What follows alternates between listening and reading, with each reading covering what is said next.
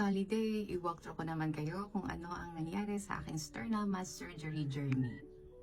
Ang symptoms niya ay on and off na chest pain, nagpa-ECG ako, nag-x-ray, normal naman ang result.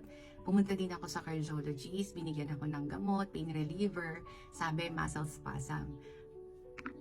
Napansin ng asawa ko na may lump ako dito sa chest after ng aking brain tumor surgery.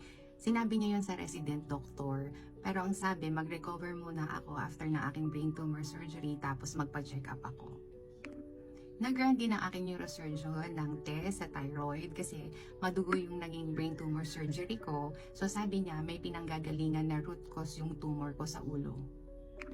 After ng aking brain tumor surgery, 3 months, pumunta ako kay Doc Jeffrey Concession. ENT doctor siya sa head and neck, pero hindi niya nalinya yung dito sa may dibdib. In-accommodate pa din niya ako, kaya maraming salamat Doc Jeff, kasi sabi ko nga, kampante ako sa kanya magpa-check up. Nagparaan si Doc Jeff ng CT scan. Sa CT scan result, lumabas doon na meron akong mass sa chest, so nirefer niya ako sa surgeon. Naghanap ako ng affiliated ng doktor sa HMO namin. Nakita ko si Doc Darby Magiba, isang general surgeon.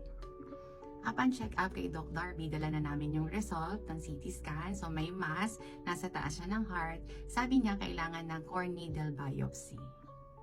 Sa core needle biopsy, malalaman kung ano yung type ng mass niya, ng tumor, tapos malalaman din kung malignant o hindi. Sa biopsy result, gumuho ang mundo ko kasi ang diagnosis is sarcoma, which is cancer sa bone. So, nagsuggest si Doc Darby na mag-seek ako ng second opinion. So, I would suggest na kapag may paulit-ulit na nararamdaman tayo na pain sa katawan natin, mag-seek talaga tayo ng medical advice. So this reminds me in James 5:15, and the prayer offered in faith will make the sick person well.